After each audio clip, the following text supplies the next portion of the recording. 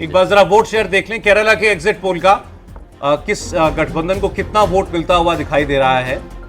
ये आपकी स्क्रीन पर आया 39.5%, 39.5% वोट एलडीएफ को और यूडीएफ को 41.7% वोट मिल सकता है, मतलब 2% वोट लगभग आप कहिए कि ज्यादा मिल सकता है। यूडीएफ को 13.5% वोट, बीजेपी को अभी कितना 11% वोट, लोकसभा में 11% का वोट है। तो असेंबली में 13.5% वोट बीजेपी अलायंस को मिल सकता है, अन्य को 5.5% के करीब वोट जाता हुआ दिखाई दे रहा है। इसकी तुलना कर लीजिए जरा 2021 से आप, तो 2021 में लेफ्ट का वोट था 50.5%, तो वहां से कोई बहुत ज्यादा नहीं लूज कर रही है, 1% वोट लूज कर रही है। यूडीएफ का वोट था 41%, यूडीएफ भी कोई बहुत ज्यादा गेन नहीं कर रही है, 0.7% वोट जो है उसका गेन हो रहा है। तो वोट शेयर में बहुत ज्यादा ऊपर नीचे नहीं हुआ है। बताइए जी हाँ, ये लेफ्ट अलायंस का वोट है 50.38, बहुत गिरा है, 39.5, हाँ तो 11%।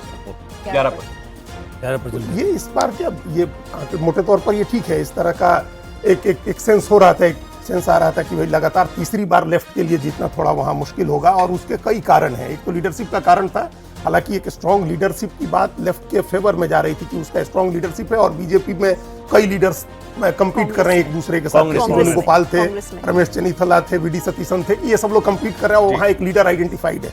लेकिन उसके अलावा क्या हुआ इस बार, जो जिसकी तरफ इशारा किया है मनोज जी ने, वो बड़ा फैक्टर है। इस बार बहुत ज्यादा वो लीन कर गए विजयन हिंदू वोट के लिए।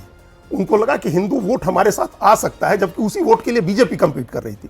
और उसमें क्या नुकसान किया उन्होंने, एक फैक्टर है वहाँ, एक प्लेयर है वो नतेशन, जो यजवा जाति से आते हैं, ओबीसी की यजवा जाति है। तो नतेशन को लेकर के वो बड़े सॉफ्ट हो गए, वो मुस्लिम हेट मॉन्गरिंग के लिए बहुत जाने जाते हैं नतेशन। एक प्रोग्राम में इन्होंने अपनी गाड़ी में बिठा लिया नतेशन को विजयन ने, तो उसका एक फैक्टर, एक काम वो कर रहा था। दूसरा क्या, उनके बारे में एक धारणा बनी कि वो केंद्र की सरकार के प्रति बहुत सॉफ्ट हो गए हैं, और वो न्यू एजुकेशन पॉलिसी को लागू करना, उन्होंने कहा भी कि हमको फंड चाहिए था केंद्र से, हम इसके लिए हुए। लेकिन ये 45% जो माइनॉरिटी का वोट था, उसमें ये बिलीवेबल है सर आपकी, ये नतीजे बिलीवेबल है आपके लिए कि हाँ, नहीं तमिलनाडु का बात भी था बिलीवेबल। रूही और देवेंद्र की बात आता है, क्योंकि बंगाल का सर्वे दिखाने का समय हो रहा है। दोनों स्टेट पर आप एक कमेंट देवेंद्र आपका। हाँ, तमिलनाडु और केरल दोनों के हिसाब से अगर देखें तो इसमें कोई मतलब जो सर्वे के जो आंकड़े हैं उसमें हो सकता है थोड़ा बहुत और फर्क पड़ जाए, अदरवाइज ट्रेंड में कोई फर्क नजर नहीं आ रहा है। और तमिलनाडु में पहले सौरभ देख लें कि एक चीज़ ज़रूर वहाँ पर रहस्य है कि टीवी के उन्होंने किसका वोट ज़्यादा काटा। जैसे शहरी क्षेत्र में अगर एंटी इनकम्बेंसी का वोट कटा है तो वहाँ पर डीएमके को फ़ायदा हुआ है। ग्रामीण क्षेत्र में अगर उन्होंने महिलाओं के वोट काटे हैं, या शहरी या ग्रामीण दोनों में महिलाओं के वोट काटे हैं, तो एआईएडीएमके की सबसे बड़ी ताकत महिला वोटर्स है। उसमें एक बड़ा सेंस सौरभ इस लिहाज से है कि 2 करोड़ 60 लाख के आसपास महिला वोटर्स हैं, 1 करोड़ 32 लाख तो ऐसी हैं जिनके अकाउंट में पैसा जा रहा है सक्सेसफुली, कलाईगनार योजना जो है। तो वो सारी चीज़ें डीएमके को एक मजबूत फोटे दे रही हैं, और मुझे नहीं लगता कि उसमें उन आंकड़ों में कोई चेंज होने जा रहा है। केरल में नंबर्स लगभग वैसे रहेंगे, और बीजेपी के लिहाज से 1, 2, 3 कहानी खत्म, 1 सीट आ जाए, 2 सीट आ जाए, 3 सीट आ जाए। तमिलनाडु में और यूडीएफ की वापसी केरल में, ये आपको भी लगता है कि पॉसिबल? केरल में एक लाइन जोड़ दीजिए। हाँ जी, केरल में एक लाइन जोड़ दें कि कम्युनिस्ट साफ हो गए, पूरा बंगाल में पहले हो चुके थे, अब देश में कहीं भी कम्युनिस्ट सरकार नहीं बची। ये इतिहास का एक नया अध्याय जुड़ गया।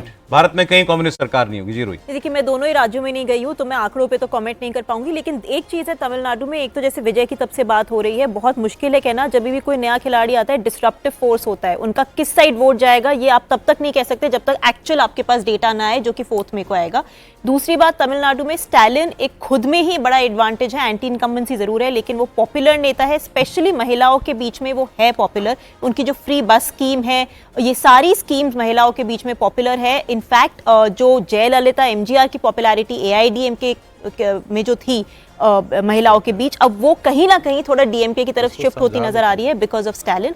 केरला देखिए बीजेपी के लिए जरूरी, ये अब ज्यादा बड़ी स्टोरी इसमें बीजेपी की है, क्योंकि लेफ्ट और कांग्रेस के बीच में तो ऑल्टरनेट होता है केरला, क्योंकि बीजेपी ने पूरी कोशिश की है कि अपना मार्ग बनाए 2 साउथ के स्टेट्स है जहां वो कुछ नहीं कर पाए हैं। One is Kerala end of course one is Tamil Nadu. तो उनकी पूरी कोशिश रही है, राजीव चंद्रशेखर को उन्होंने वहां मंत्री से हटा के वहां स्टेशन किया हुआ है। तो एक प्रेस्टीज बैटल है बीजेपी के लिए कि ऐसा परफॉर्मेंस दे कि लोग उनको सीरियसली लेना शुरू करे केरला में। तो बड़ी स्टोरी यहाँ पे बीजेपी की है।